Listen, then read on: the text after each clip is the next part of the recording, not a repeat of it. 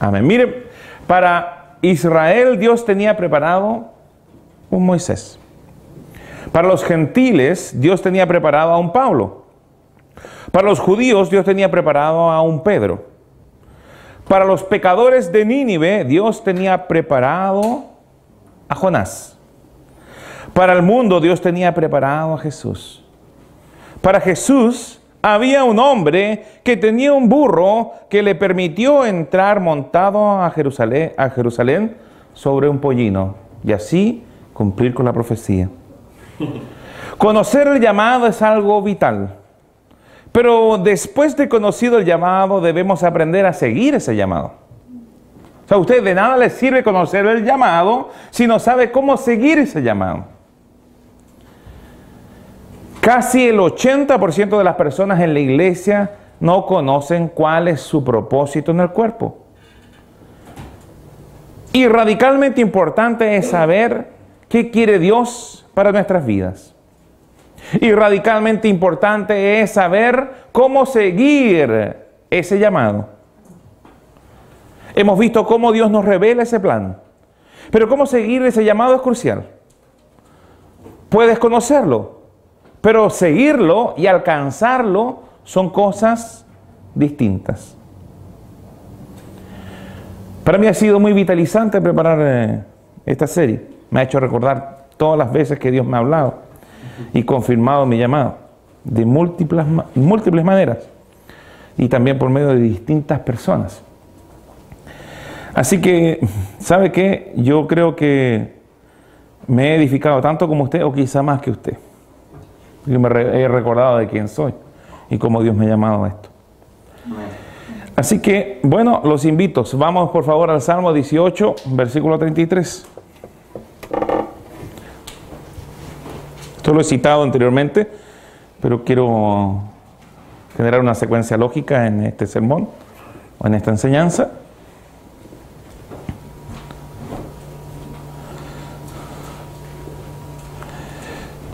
Aquí me voy a colocar. Dice así: ¿quién hace mis pies como de venados y me hace estar firme sobre mis alturas? ¿De quién estamos hablando? Bueno, evidentemente de Dios, ¿no? Él es quien hace mis pies como de venados y me hace estar firme sobre mis alturas. ¿Cómo son los pies de los venados? Son ágiles, ¿no? También tienen la habilidad de pisar la roca y estar firmes, ¿ok? Y me hace estar firme sobre las alturas que Dios, o las alturas de Dios. Eso dice, ¿no? No, no es lo que dice Benjamín. Mis alturas. Entonces no son las alturas de Dios. Es tu altura. Habacuc 3:19 dice lo mismo. Dice: Jehová el Señor es mi fortaleza, el cual hace mis pies como de siervas. Y en mis alturas me hace andar. ¿En las alturas de quién? En tus alturas. Entonces, yo quiero animarte de que primero sepas de que hay una vida superior. ¿Ok? Hay un camino que Dios ha preparado. Hay unas alturas que Dios ha preparado para que tú andes por ellas. Hay un propósito eterno en mi vida. Tengo una carrera por delante. Fuiste creado con un propósito específico. Dios quiere revelarte ese propósito. Quiere darte una visión y afirmarte en esas alturas. En un estilo de vida superior. En una vida con propósito.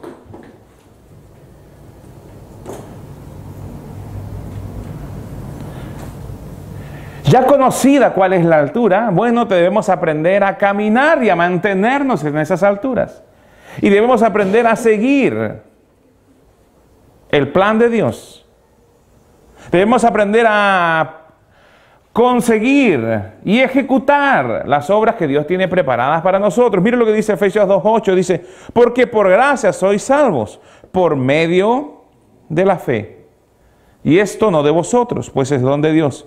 No por obras, para que nadie se gloríe, porque somos hechura suya, creados en Cristo Jesús para buenas obras, las cuales Dios preparó de antemano para que anduviésemos en ellas.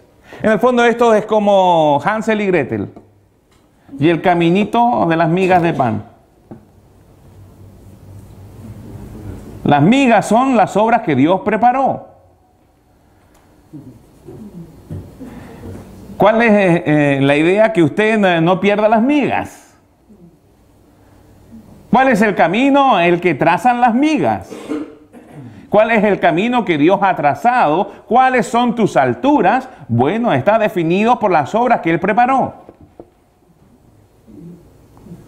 Si tú estás caminando por las obras que Dios preparó, que tenía de antemano preparadas para ti, tú estás caminando por tus alturas. Dios tiene un camino para ti.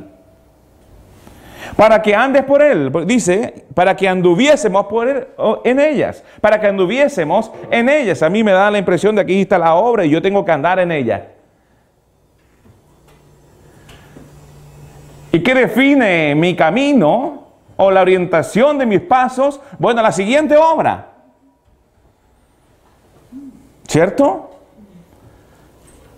Y la siguiente obra y la siguiente. Y si yo trazo una línea por todas esas obras, tengo mis alturas. Tengo mi camino. Tengo el camino que Dios ha preparado. El camino que Dios ha preparado pasa por cada una de las obras que Dios tiene preparadas de antemano para cada uno de nosotros. Somos creados en Cristo Jesús para buenas obras, las cuales Dios preparó de antemano. Aleluya. ¿Sabe que usted tiene un propósito? Usted no está aquí por accidente. Usted no es un accidente. Dios tenía obras preparadas para ti, para que fuesen alcanzadas por ti. No en tus fuerzas, sino que en tu poder. Amén. Siguiente, por favor. Mira lo que dice Efesios 5:1. Sed pues imitadores de Dios como hijos amados, y andad en... ¿Cómo andamos? Como también Cristo nos amó y se entregó a sí mismo por nosotros, ofrenda y sacrificio a Dios en olor fragante. Aleluya. Porque en otro tiempo erais tinieblas, pero ahora sois luz en el Señor. Andad como hijos de luz, comprobando lo que es agradable al Señor. ¿Cómo? Comprobando. ¿Cómo debemos andar? Como hijos de luz. ¿Y cómo anda un hijo de luz?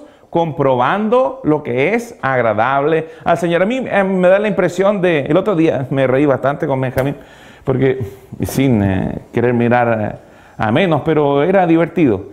Salimos de la bomba de benzina Shell, de la 5 Norte, y pasamos al lado de un Lada. El Lada se caía, pero ¿saben qué? Tenía GPS. Tenía GPS, hacía una pantalla y se veían las flechas, ¿cierto, hijo? Entonces, bueno, ¿para qué usa ese individuo el GPS? Para comprobar que va por el camino correcto. ¿Cuál es la manera de caminar de un hijo de luz? Bueno, comprobando lo que es agradable para él. Comprobando si las obras que estoy ejecutando son agradables delante de él.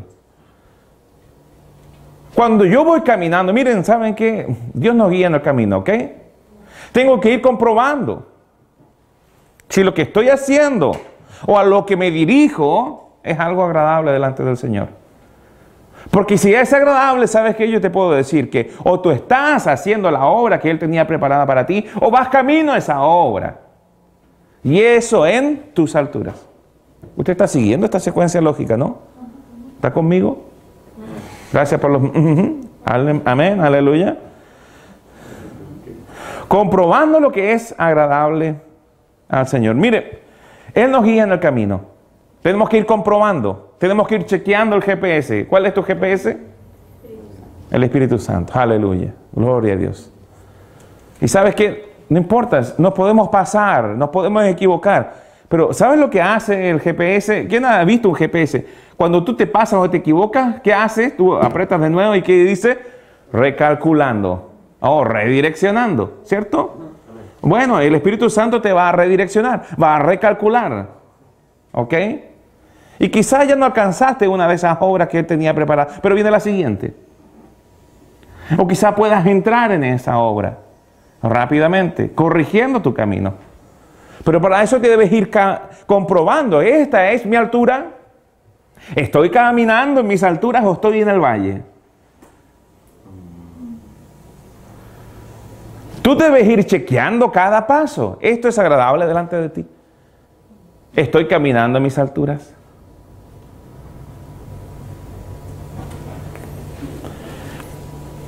Dios nos guía en el camino. Mira, ¿quién ha manejado?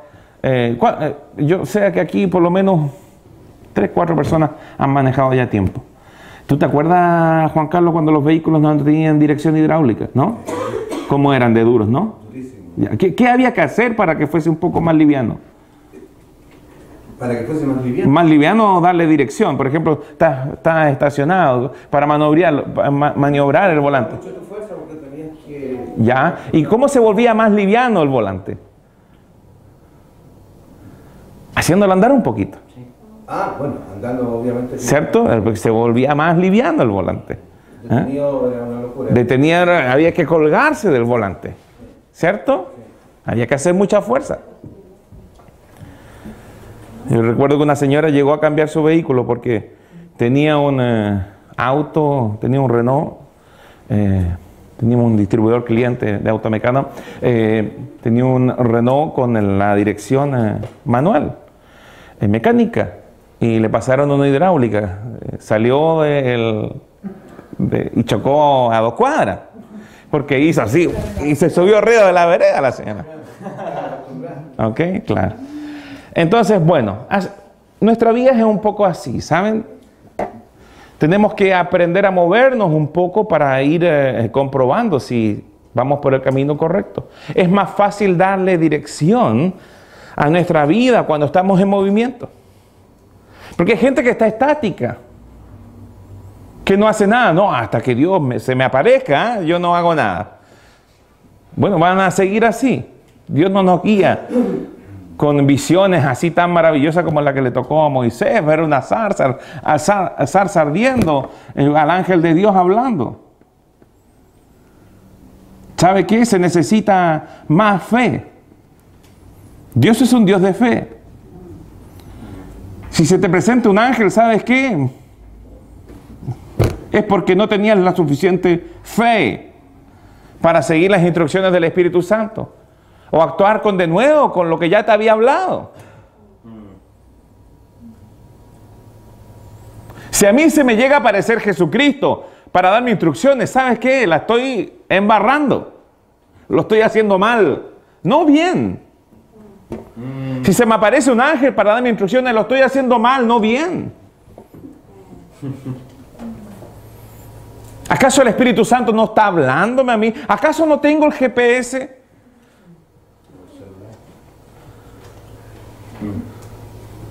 En una oportunidad me tenía que encontrar con Cristian en el centro. Y yo le digo, y me dice, ¿dónde está, pastor? Ya, estoy en huérfano 357. Clic, le corto. Y me llama, ¿pero dónde queda? Averigua, clic. ¿Te acuerdas, Cristian? Sí. Bueno, usa el GPS. Tiene un teléfono con GPS, o tenía un teléfono con GPS. Usa el GPS. Yo le podría haber dicho, mira, a ver, ¿dónde estás? Ok, camina 2 cuadras, dobla a tu derecha, bajo el alero de la entrada de esta galería estamos nosotros. Pero ¿sabe qué? Se necesita más fe. Tiene que aprender usted a seguir el Espíritu Santo. Amén. De otra manera nunca va a alcanzar esas alturas, nunca vas a andar por esas buenas obras preparadas. Siempre vas a estar esperando una situación emocional, algo sobrenatural. Y no te vas a dar cuenta que tan simplemente mirar en tu interior, escuchar la voz del Espíritu Santo, que te va a estar dando las instrucciones.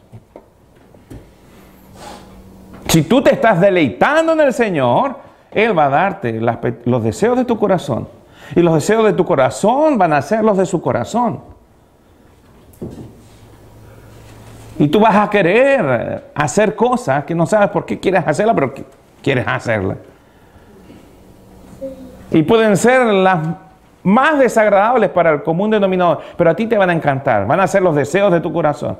Esto solo funciona para el que se deleita en el Señor. Para mí es un deleite estar compartiendo con ustedes la palabra de Dios. Para otro probablemente el deleite sería estar en su casa, después de haber viajado 20 y tantas horas. Para mí el deleite está aquí. Este es mi deleite. No me cuesta. No agrega cansancio, por el contrario, estoy reposando.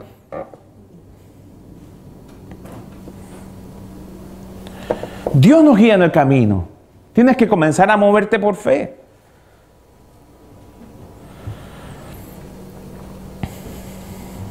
Abraham quería una esposa para su hijo Isaac y mandó a uno de sus siervos, Génesis 24:27, a buscar una esposa, la idónea para su hijo. Este hombre encontró a la esposa de Isaac, una pariente que conocía de las promesas. Lo vemos en los comentarios que hacen sus hermanos. Por favor, ustedes chequen después la historia. Génesis 24:27. Y dijo: bendito sea Jehová, Dios de mi amo Abraham, que no apartó su misericordia y su verdad de mi amo, guiándome Jehová en el camino a casa de los hermanos de mi amo. Oiga, allí no habían letreros, no habían avenidas, no habían buses. Era gente con camellos que comenzaba a caminar por el desierto. No había ni una huella. En el desierto sopla el viento y no hay huella. Pero ¿cómo le guió? Guiándome Jehová, ¿a dónde? En el camino. En el camino. Dios te está guiando constantemente. Pero necesitas comenzar a estar quieto, a estar en silencio. ¿Sabe que hay una necesidad que es perversa de tener siempre algo sonando en tu vida? La radio sonando, la tele sonando, rodeado de gente. Yo sé que muchos de ustedes encuentran muy tranquilo el lugar donde vivo, pero ¿sabe que yo ya no sé qué hacer con los perros? Y no son mis perros, son los perros de 2, 3, 4 parcelas más allá. Te estoy hablando de cientos y cientos de metros. Yo ya querría estar en un lugar donde hay un silencio absoluto.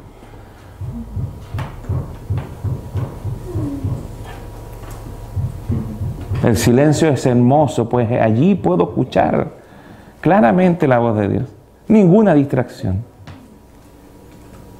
¿Quiere decir que no lo puedo escuchar en medio de la bulla? Sí, sí se puede. Pero cuando estamos quietos, podemos realmente colocar atención en Dios. Muchos piensan que cuando la Biblia dice, estad quietos y conoced que yo soy Jehová, es como que déjenme a mí actuar, está diciendo el Señor. No, lo que está diciendo es que cuando estamos en quietud, podemos conocerle. Cuando estamos en silencio, podemos escucharle. Y podemos ser guiados. Dios quiere guiarnos en detalle. Él quiere mostrarnos con detalle el camino. Y así como a este hombre, que ni siquiera era su Dios. Bendito sea Jehová, Dios de mi amo Abraham, que no apartó su misericordia y verdad de mi amo, guiándome Jehová en el camino a casa de los hermanos de mi amo. O sea, ni siquiera, bendito, no está diciendo aquí, bendito Jehová, Dios mío.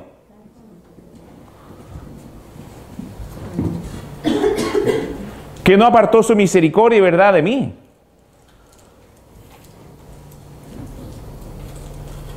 Podría decir muchas cosas más de eso. Pero miren, quiero el día de hoy que vayamos a la historia de Moisés. Todo esto ha sido un breve preámbulo. Hijo, préstame tu Biblia.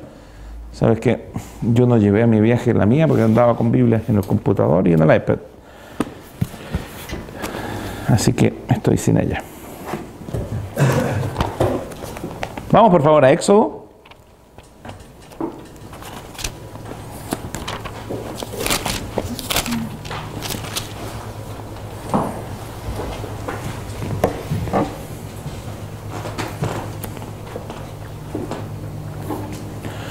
Dios tiene un camino. Dios tiene un camino. Hemos visto cómo encontrar ese camino. Amén. Que es un poco el resumen que quise hacer con esta introducción. Nos quiere guiar en ese camino. Pero saben que también quiero destacar el día de hoy que Dios tiene una manera de hacer las cosas. Que Dios tiene un tiempo para que las cosas acontezcan. Y hemos visto y aprendido ya anteriormente de que los tiempos no solamente son cuantitativos, sino que también son cualitativos.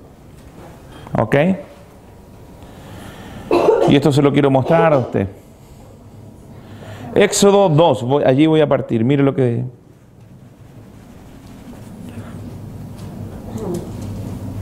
Pero primero viene a mí este verso, dice Jeremías 1:4, no sé si lo recuerda, dice: vino pues palabra de Jehová a mí diciendo: antes que yo te formara en el seno materno, te conocí. Y antes que nacieras, te consagré. Así como con Jeremías, así como conmigo, así como contigo, Dios tenía un propósito también para con Moisés. Y se encargó que a pesar de las circunstancias, Moisés no fuese aniquilado. Dice así: un varón de la familia de Leví fue y tomó por mujer a una hija de Leví, la que concibió y dio a luz un hijo, y viéndole que era hermoso, le tuvo escondido 3 meses. Pero no pudiendo ocultarle más tiempo, tomó una arquilla de juncos y la calafateó con asfalto y brea, y colocó en ella al niño y lo puso en un carrizal a la orilla del río. ¿Cuál es el contexto de esto?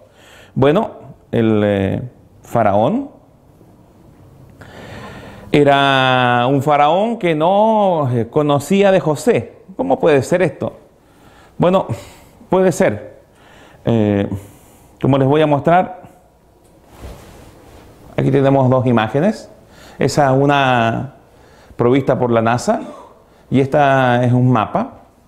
Tenemos Bajo Egipto y Alto Egipto, por decirlo así. Lomas de los Egipto. ¿Ah? Okay. Se dividía el reino de Egipto en 2 áreas importantes. La de arriba, la del norte, es la que está a orillas del mar Mediterráneo y es conocida como el delta. ¿Por qué como el delta? Porque si vamos a esta imagen de allí, usted ve como una pirámide invertida, ¿cierto? Sí. Ok, es la letra delta, pero invertida. Es la visión del norte. Y es un lugar muy verde. Eso no es mar, sino que es un verdor. Allí se abre el río Nilo en muchos brazos y toda esa área es regada, inundada y es muy verde. Por eso que los semitas, la gente de los desiertos, iba allí a buscar pasturas para sus ganados, sobre todo cuando escaseaba en otros lugares.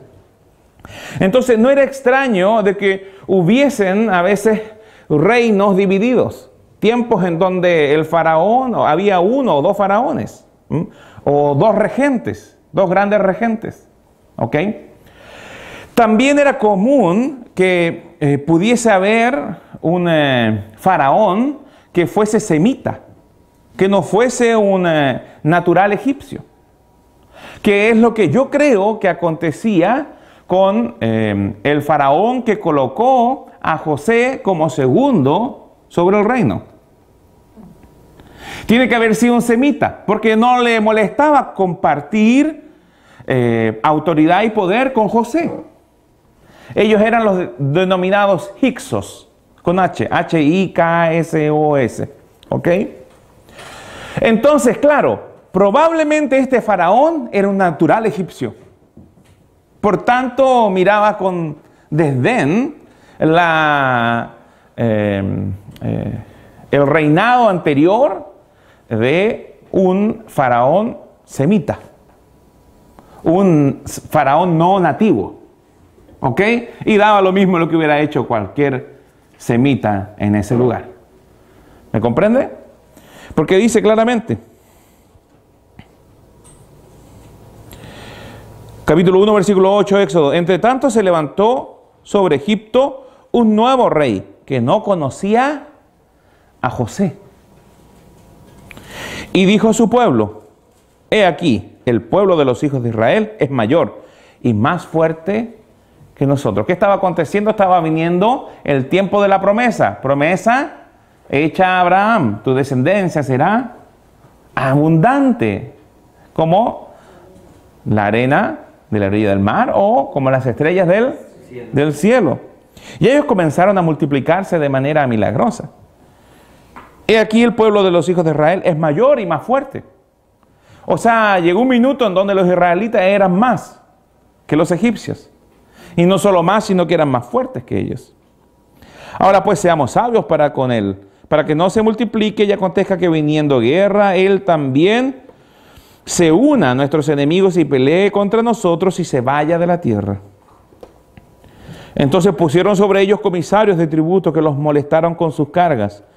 Y edificaron para Faraón las ciudades de almacenaje de Pitón y Ramesés. Entonces, también con esta información podemos, en la historia podemos ubicar qué Faraón podría haber sido. Con certeza podría haber sido Ramsés. ¿Ok? Los gobiernos en Egipto estaban separados por dinastías. Yo creo que aquí estamos hablando de la dinastía 18, 19 y 20, mientras Israel estuvo en esa zona.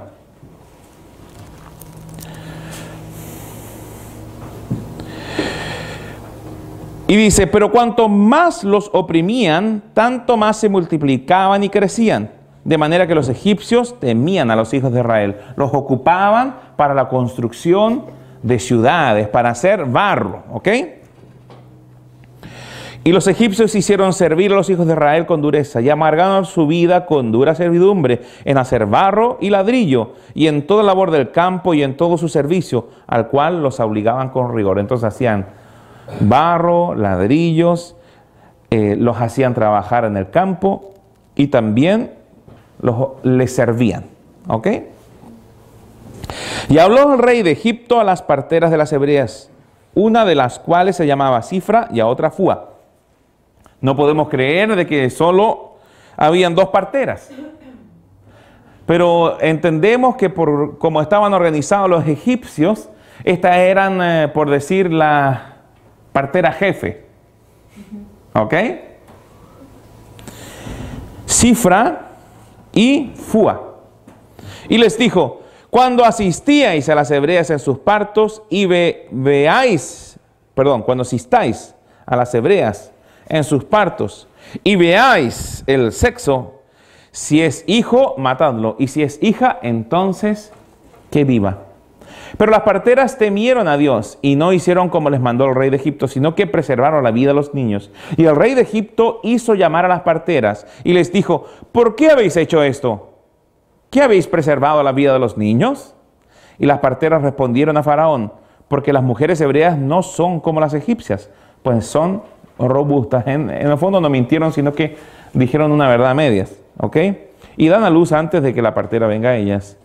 Y Dios hizo bien a las parteras, y el pueblo se multiplicó y se fortaleció en gran manera. Y por haber las parteras temido a Dios, Él prosperó sus familias.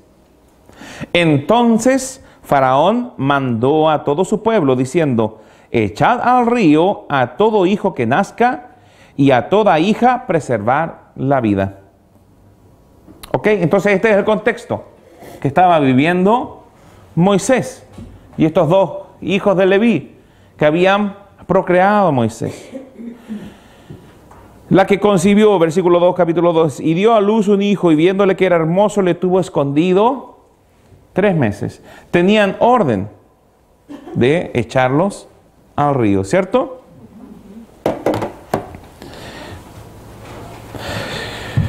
Y una hermana suya se puso, pero no pudiendo ocultarle más tiempo, tomó una arquilla de juncos, la calafateó con asfalto, brea, y colocó en ella al niño y lo puso en un carrizal a la orilla del río.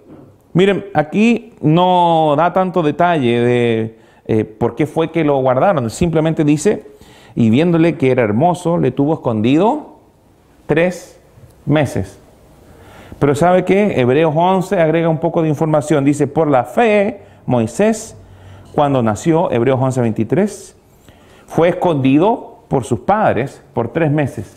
Entonces, estos hijos de Leví eran personas de fe. ¿Se dan cuenta? Estos hijos de Leví eran personas de fe. Por la fe, Moisés, cuando nació, fue escondido por sus padres por 3 meses. Porque le vieron niño hermoso. ¿Qué podía significar? No solamente que era bonito, sino que había algo especial en él. ¿Ok? Y no temieron el decreto del rey. ¿Por qué no temieron? Porque eran de fe. Porque el temor es fruto de la incredulidad, así como la confianza y el denuedo es fruto de la fe. Amén. Entonces esta era gente de fe. La mujer no lo arrojó simplemente al río, sino que tuvo fe, tuvo esperanza de que lo pudieran encontrar y fe de que iba a ser así.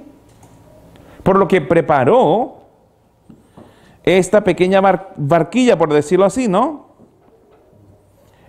Tomó una arquilla de juncos y la calafateó con asfalto y brea y lo colocó en ella al niño y lo puso en un carrizal a la orilla del río. Dijo, bueno, si Dios salvó a Noé, a su familia y a los animales en un arca, ¿por qué no hacer yo un arca? Puede haber sido, ¿no? O puede haber actuado astutamente, porque esta historia es conocida ya siglos antes. El rey, hay una leyenda del rey de Sargón. El rey de Sargón fue rescatado de las aguas del Nilo. Entonces probablemente ella dijo, bueno, esta es una historia que cuentan los mismos egipcios. Si encuentran un niño en estas condiciones, va a ser como la historia del rey de Sargón. Es como que nosotros viviésemos una experiencia con una niñita que quiere una adopción. ¿Y quién no vio Candy?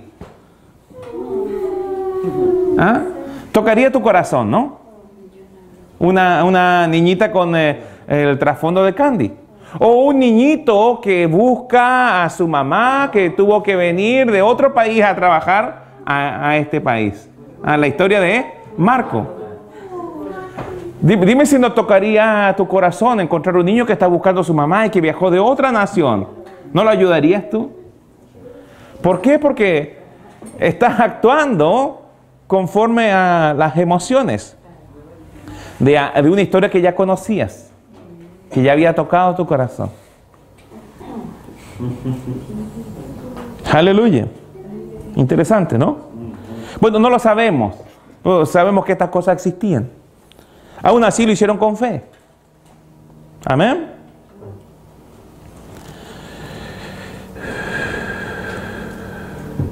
Y una hermana suya se puso a lo lejos para ver lo que le acontecería. Y la hija de Faraón descendió a lavarse al río, paseándose sus doncellas por la ribera del río. Vio ella la arquilla en el carrizal y envió una criada suya a que la tomase. No puedo creer yo que se haya querido bañar en el río, pero por alguna razón bajó a lavarse. Quizá trajeron agua a ella para lavarse. El río era un río sagrado. No era algo común que una hija de un faraón se bañase en el Nilo. Y cuando la abrió, vio al niño, y he aquí que el niño lloraba. Y teniendo compasión de él, dijo, de los niños de los hebreos es. Entonces su hermana dijo a la hija de Faraón, iré a llamarte una nodriza de las hebreas para que te críe este niño. Santo remedio. Ah, encontraste un niño, mira, qué bendición. Iré a llamarte una nodriza de las hebreas para que te cuide el niño. Y la hija de Faraón respondió, ve.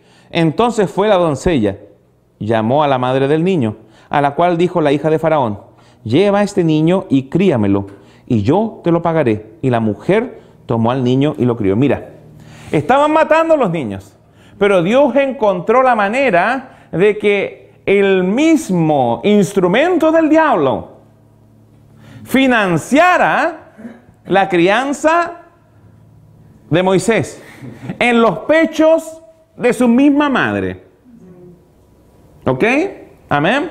¿Cuál fue la clave de que todo esto resultase así? Que sus padres actuaron en fe.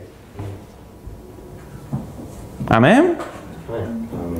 De esa manera el poder de Dios pudo fluir para hacer que las cosas funcionaran para bien.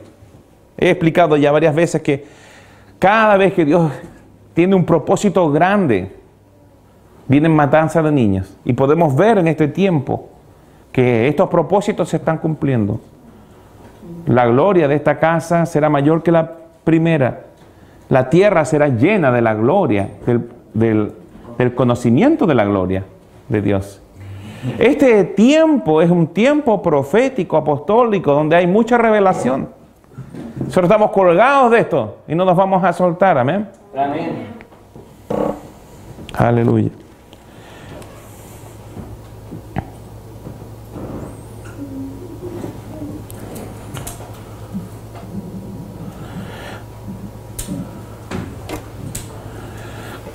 Coloca la siguiente diapositiva. O sea que no puedo manejar esto por aquí.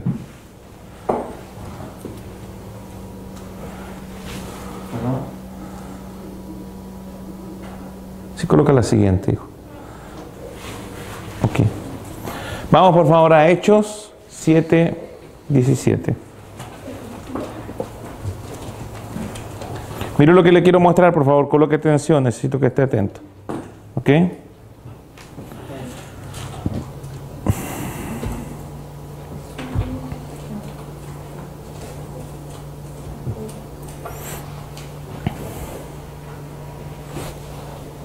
Hechos 7, ¿usted está allí? ¿Quién está hablando? Esteban, ¿no? Mártir Esteban. Dice, pero cuando se acercaba el tiempo de la promesa que Dios había jurado a Abraham, el pueblo creció y se multiplicó en Egipto, ¿cierto? Hasta que se levantó en Egipto otro rey que no conocía a José.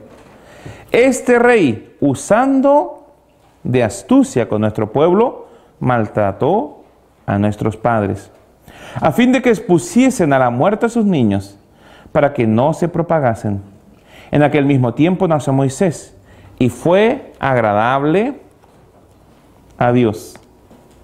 Y fue criado 3 meses en casa de su padre. Entonces aquí ya tenemos otra información adicional, ¿cierto? Fue criado 3 meses en casa de su padre, pero siendo expuesto a la muerte, perdón, no es una información adicional, sino que ahora viene la información adicional. Pero siendo expuesto a la muerte, la hija de Faraón le recogió y le crió como a hijo suyo. Pero sabemos que la hija de Faraón lo entregó a su madre para que fuese nodriza. Y con certeza lo tiene que haber creado hasta una edad, como era la costumbre. Hasta que podía ya ir y vivir en el palacio junto a la hija de Faraón. En ese tiempo, ¿qué creen que hicieron con Moisés? ¿Qué creen ustedes que hicieron con Moisés, sus padres? Le enseñaron la palabra. Esto no solamente les dio la posibilidad de seguir viendo y teniendo su hijo junto a ellos, sino que también les dio la posibilidad de enseñarles la palabra. Y dice, volviendo a Éxodo, vamos a ir paseándonos por la Biblia porque no toda la información está en Éxodo, ¿ok? El Espíritu Santo reveló a Esteban más información. Yo después voy a volver a este texto. ¿Ok? Reveló a otras personas más información también. A Pablo también reveló más información. Dice, mire. Y la hija de Faraón respondió, ve, traigan a esa mujer. Y la mujer tomó al niño y lo crió, dice. Y cuando el niño creció, ella lo trajo a la hija de Faraón. ¿Cuándo? Cuando el niño creció. Éxodo 2:10. Y le puso por nombre Moisés, diciendo, porque de las aguas lo saqué. Y probablemente el nombre no haya sido colocado completo, porque es medio nombre. ¿Ok? Es medio nombre, no es un nombre completo. Tiene que haber estado asociado a alguna deidad egipcia. ¿Ok? Habían varios nombres que eran Moshe algo, una deidad. ¿Ok? Pero para no generar ningún inconveniente, tienen que haberlo dejado. En el fondo es como que existe el nombre Juan y que tú te llames Ju. ¿Ok? Ok.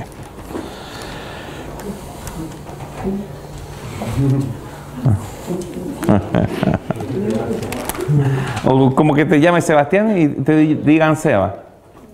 Okay. Ese es el mejor ejemplo. Okay. Muy bien. Vamos por favor a Éxodo 2:11. Dice, en aquellos días sucedió que crecido ya Moisés salió a sus hermanos y los vio en sus duras tareas. Y observó a un egipcio que golpeaba a uno de los hebreos, sus hermanos. A ver, ¿qué dice la Escritura? Crecido ya Moisés. ¿Salió a dónde? A sus hermanos.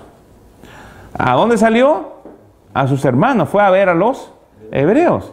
Él tenía claro que los hebreos eran sus hermanos. ¿Me comprenden? Y los vio en duras tareas.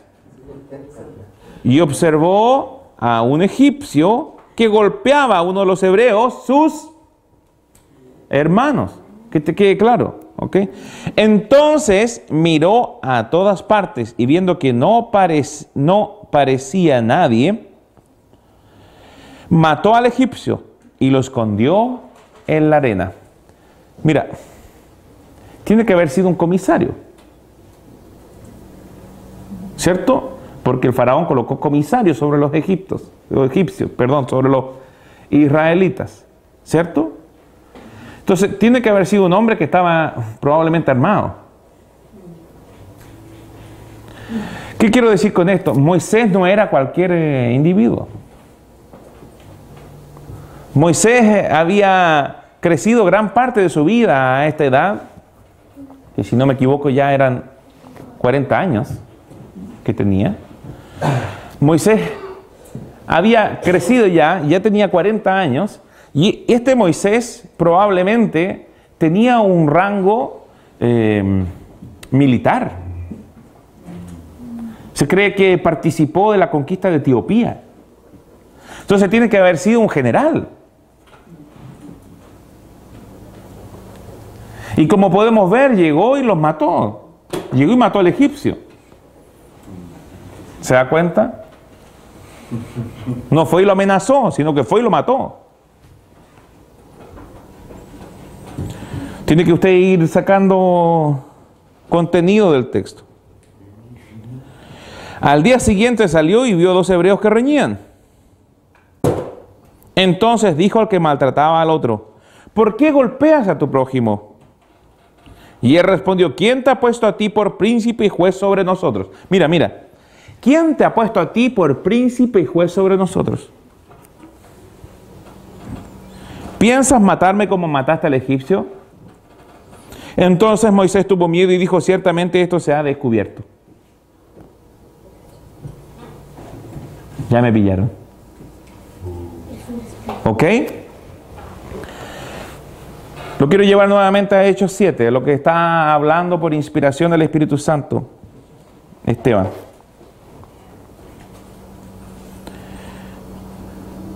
Hechos 7:20 dice: en aquel mismo tiempo nació Moisés y fue agradable a Dios y fue criado 3 meses en casa de su padre. Pero siendo expuesto a la muerte, la hija de Faraón le recogió y le crió como hijo suyo. Y fue enseñado a Moisés en toda, ¿en qué?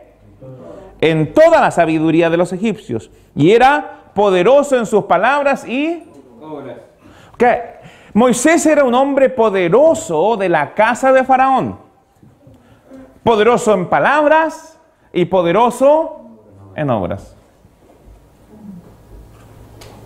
No es como lo pintan después. Se cree que era tatarita. Era poderoso en palabras y era poderoso en obras. Era un hombre temible este Moisés. Había crecido como el hijo de la hija de Faraón. Había crecido sabiéndose significante, sabiéndose importante. Había crecido con realeza a su alrededor, con un concepto de justicia en su corazón. Y él sabía que había un propósito en su vida. Y ese propósito trató de establecerlo por medio de sus fuerzas. Y esto es lo que te quiero mostrar. Sigamos leyendo lo que dice Esteban. Cuando hubo cumplido la edad de 40 años, le vino al corazón. ¿Qué? Le vino al corazón visitar a sus hermanos, los hijos de Israel. Y al ver a uno que era maltratado, lo defendió. E hiriendo al egipcio, vengó al oprimido. ¿Qué trató de establecer él? Justicia. ¿Pero cómo? Por medio de la fuerza. Por medio de su fuerza. No en el poder de Dios, sino que en su poder. Mira lo que dice, versículo 25. Pero él pensaba que sus hermanos comprendían que Dios les daría libertad por mano suya. O sea, cuando él hizo eso, él conocía el propósito de Dios para su vida. Aleluya. Esto se pone muy interesante, coloque mucha atención. Pero él pensaba que sus hermanos comprendían que Dios les daría libertad por mano suya.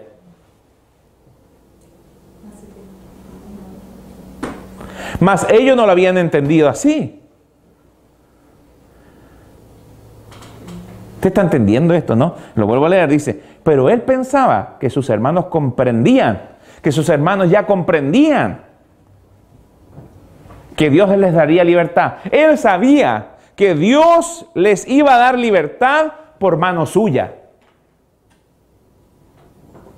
Dios colocó el ir a verlos en su corazón.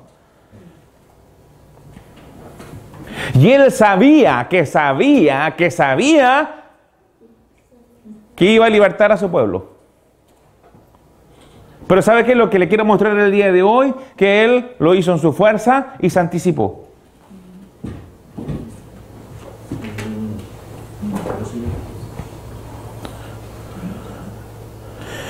Y sigue diciendo Esteban, y al día siguiente se presentó a uno de ellos que reñían y los ponía en paz, diciendo, varones, hermanos sois, ¿por qué os maltratáis el uno al otro? Entonces el que maltrataba a su prójimo le rechazó, diciendo, ¿quién te ha puesto por gobernante y juez sobre nosotros? ¿Cuál era la actitud de él? La de un gobernante, la de un juez. Y lo iba a venir a hacer. Pero él trató de establecerse antes que Dios lo estableciera.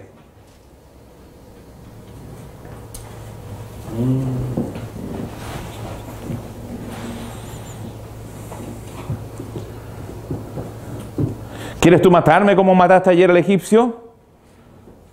Al oír esta palabra, Moisés huyó y vivió como extranjero en tierra de Madián, donde engendró 2 hijos. Pasado 40 años, un ángel se le apareció. Quiero mostrarte algo interesante. Mira lo que aparece en Génesis 15. Vamos para allá.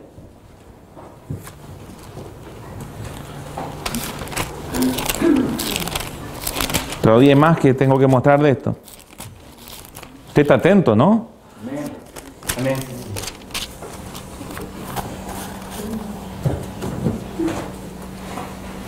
Génesis 15:12 dice, mas a la caída del sol sobrecogió el sueño a Abraham. ¿Qué había hecho?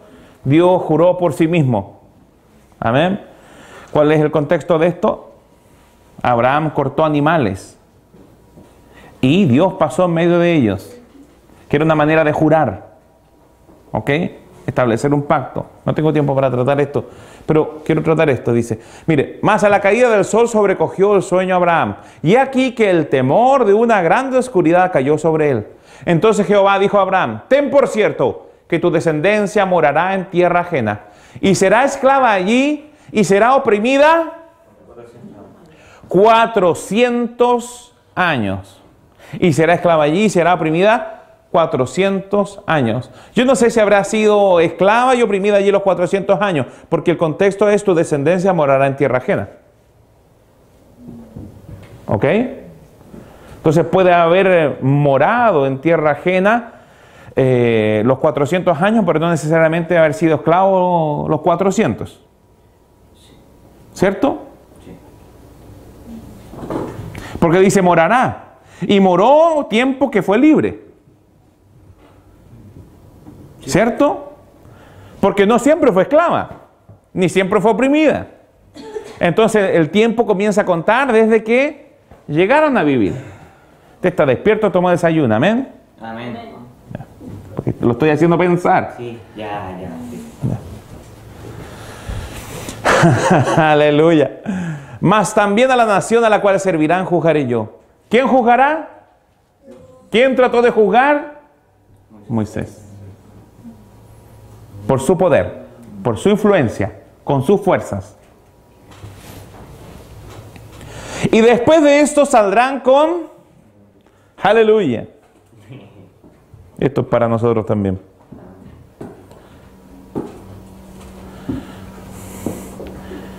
Dios habló al corazón de Moisés. Él comprendió cuál era su propósito. Sabía que estaba en casa de Faraón para darle libertad al pueblo. Visitó a sus hermanos, pero trató de establecer su justicia, no la justicia de Dios. Trató de juzgar él al egipcio, no de dejar que Dios juzgara por medio de él. Moisés sabía que debía traer libertad a su pueblo.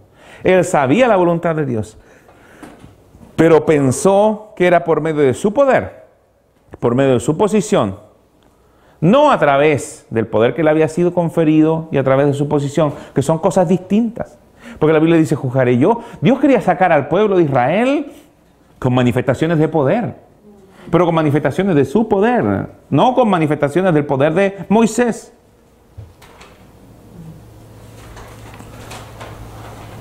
¿Comprende usted que el pueblo era mayor que todo Egipto? Pero no pudo seguir el tiempo de Dios y el plan de Dios. Y mira, esto es importante porque tú puedes conocer tu llamado, pero si no sabes seguir a Dios, puedes perder tu tiempo. A Moisés y a Israel le costó esta situación.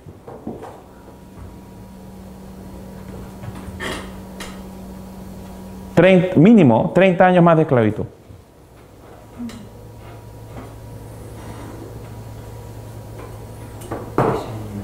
Sí, señor, 30 años más de esclavitud le costó.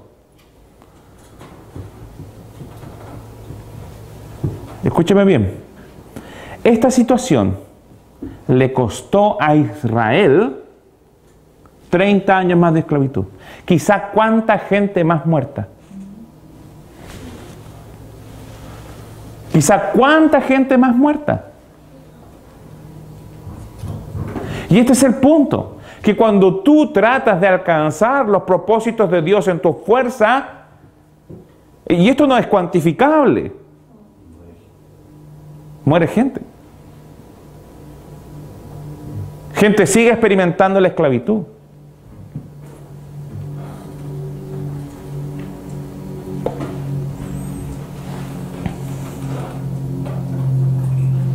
Mire, ¿cómo lo puedo probar? Mire, venga conmigo. Gálatas 3:16 dice: ahora bien, a Abraham fueron hechas las promesas, y a su simiente. No dice y a las simientes, como si hablase de muchos, sino como de uno. Y a tu simiente, la cual es Cristo. Esto pues digo, el pacto previamente ratificado por Dios para con Cristo. La ley que vino 430 años después, no lo abroga para invalidar la promesa. ¿Cuántos años?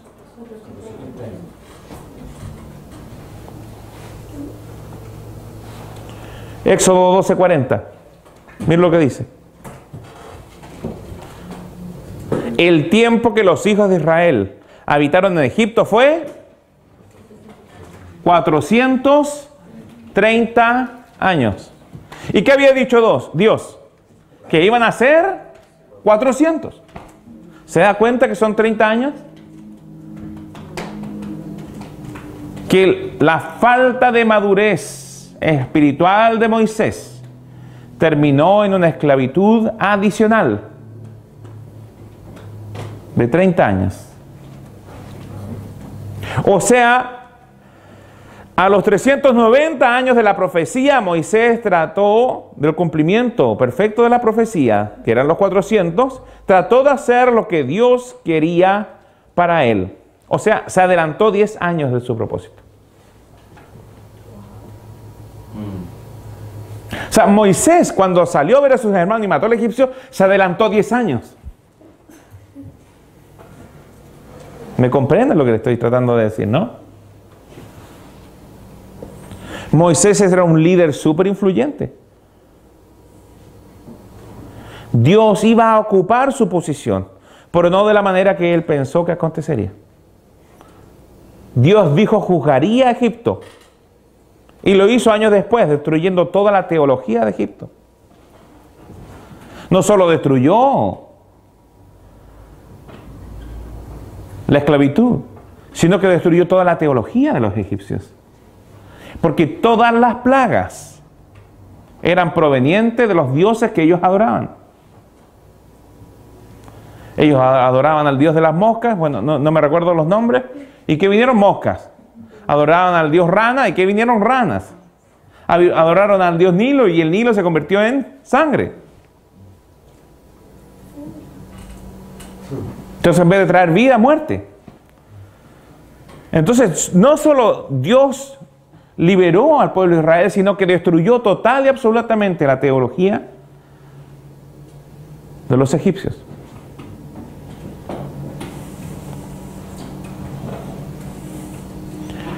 ¿Y cuál fue el problema de Moisés? Moisés tomó una palabra de Dios y la transformó en un párrafo. Moisés no tuvo la paciencia de esperar estar preparado. Por eso la palabra dice, el apóstol Pablo dice claramente, que no podemos colocar a personas inmaduras en posiciones de autoridad.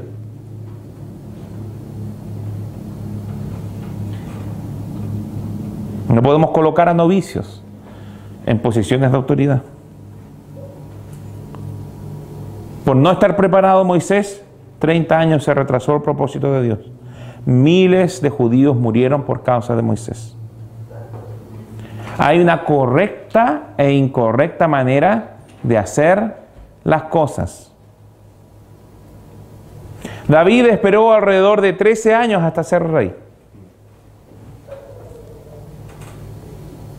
No fue donde Saúl le dijo, oye, ¿sabes qué? Bueno, quizás tú no estés enterado, pero resulta que Samuel me ungió a mi rey, entonces, ¿puedes tomar tus cosas ahí? ¿Qué le habría pasado a David? Lo habrían matado ahí mismo. Pero él fue sabio de esperar el minuto. Él fue sabio. Porque él conocía su llamada, había sido ungido.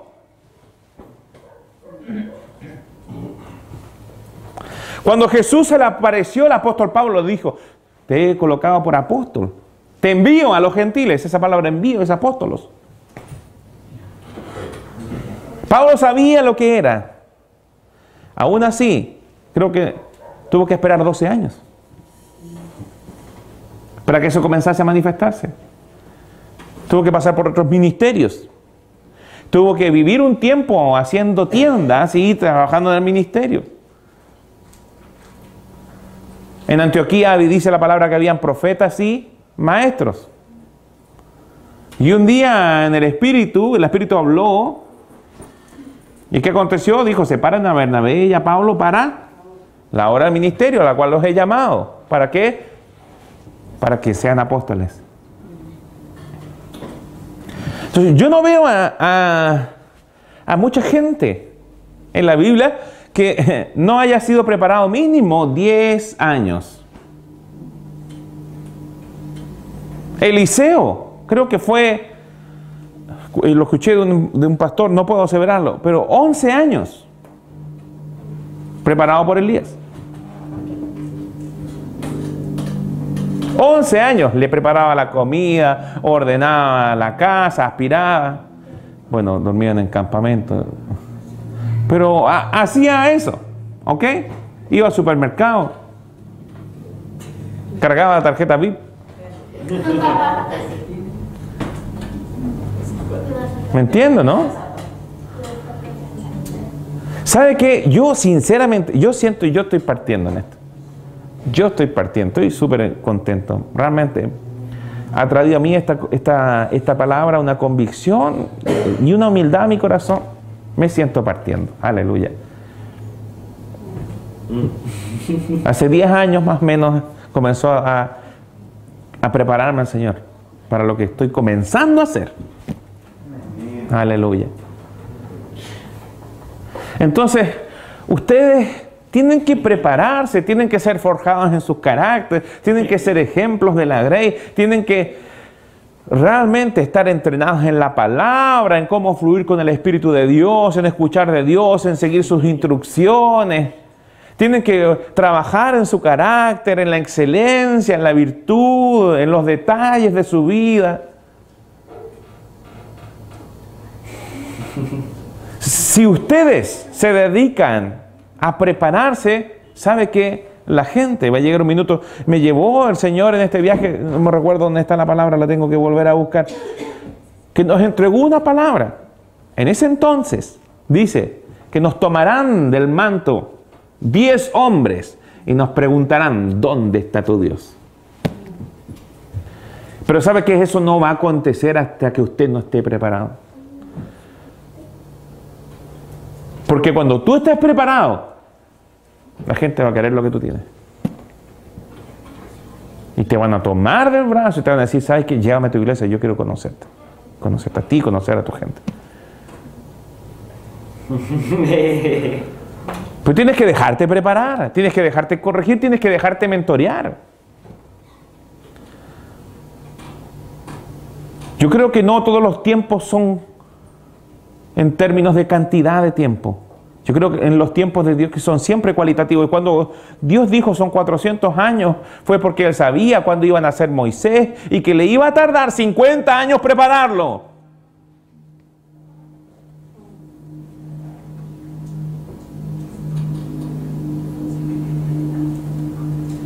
Que todo lo que debía aprender Moisés no lo aprendería antes del año 50 en su vida. Y ese año era el año 400. Se cumplía la profecía.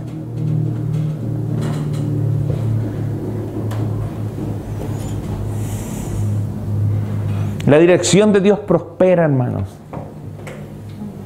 La dirección de Dios prospera todas nuestras áreas. La dirección de Dios hace que la iglesia sea edificada por Cristo. Él no dijo, y ustedes edificarán mi iglesia. No, Él dijo, y edificaré mi iglesia. Él es el que edifica su iglesia. Nosotros deberíamos caminar nomás por esas obras. ¿Qué hago, Señor? Ya, sí, tú sé sano, tú resucita, tú esto.